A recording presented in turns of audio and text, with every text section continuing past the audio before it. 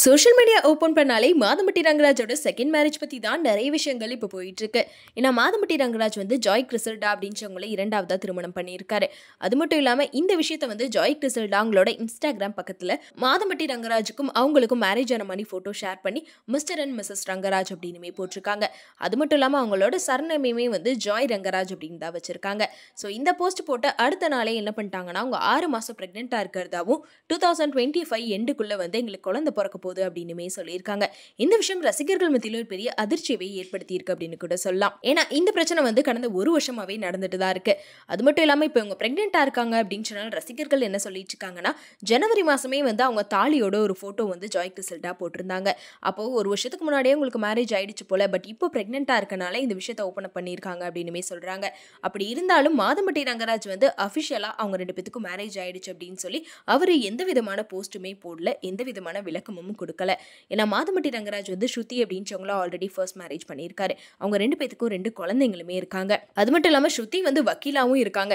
So அதனால கண்டிப்பாக 2 பேத்துக்கும் டைவர்ஸ் ஆகாமல் இவரால் செகண்ட் மேரேஜ் பண்ணவே முடியாது. அப்படி இருக்கப்போ எப்படி இந்த விஷயம் நடந்துச்சு அப்படின்னு தான் எல்லாரும் கேள்வி எழுப்பிட்டு இருக்காங்க. அது மட்டும் இல்லாமல் ஜாய் கிறிசல்டா மாதம்பட்டி பற்றி நிறைய சர்ச்சைகள் வந்தப்போ ஸ்ருதி என்ன சொன்னாங்கன்னா, நான் தான் மாதம்பட்டியோட ஒய்ஃப் அப்படின்னு சொல்லியுமே வந்து ரொம்ப ஸ்ட்ராங்காக சொல்லியிருந்தாங்க. அதுவும் இப்போ வரைக்குமே அவங்களோட சர்நேமை ஸ்ருதி ரங்கராஜ் அப்படின்னு தான் வச்சிருக்காங்க. அதே மாதிரி மாதம்பட்டியோட ஒய்ஃப் அப்படின்னு தான் போட்டிருக்காங்க.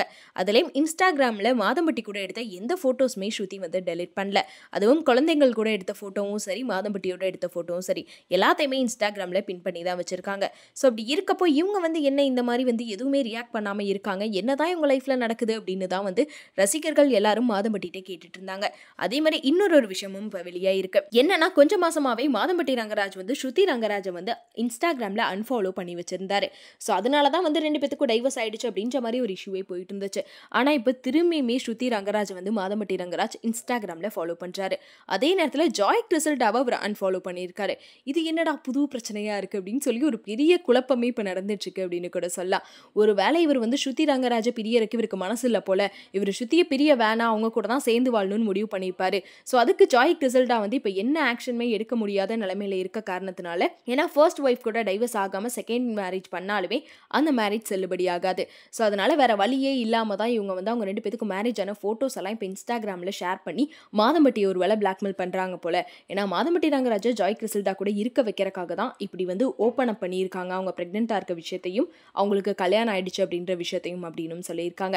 இவங்க இப்படி பண்ணனே அவர் வந்து அன்ஃபாலோ பண்ணிட்டார் போல. ஸோ ஜாய் கிறிசல்டாட்டேருந்து அவர் விலகி இருக்கிறதுக்கு ட்ரை பண்ணிட்டு இருக்காரு. பட் இருந்தாலும் ஜாய் கிறிசல்டா அவங்க லைஃப்பை காப்பாற்றிக்கிறக்காக தான் வந்து இந்த மாதிரிலாம் இன்ஸ்டாகிராமில் வந்து மக்கள் எல்லாத்துக்கும் தெரியப்படுத்திட்டு இருக்காங்க அப்படின்னுமே ரசிகர்கள் எல்லாரும் சொல்லிட்டு இருக்காங்க. ஸோ இந்த பிரச்சனை நடக்கிறனாலே வந்து ஜாய் கிறிசல்டாவையும் சரி, ஸ்ருதி ரங்கராஜையும் சரி, இவங்க 2 பேர்த்தையும் தாண்டி இப்போ மாதம்பட்டி ரங்கராஜை நிறைய பேர் வந்து செம்மையாக திட்டிட்டு இருக்காங்க. ஏன்னா இவர் ஒருத்தர்னால வந்து 2 பொண்ணோட லைஃபே வந்து வீணாக போயிடுச்சு, இந்த மாதிரி நீங்கள் பண்ணியிருக்கவே கூடாது, ஸ்ருதி கூடயே சேர்ந்து வாழ்ந்திருக்கலாம், இப்போ இன்னொரு பொண்ணோட லைஃபையுமே வந்து இப்படி பண்ணிட்டீங்களே அப்படின்னு சொல்லி நிறைய பேர் வந்து மாதம்பட்டியை தான் இப்போ திட்டிட்டு இருக்காங்க.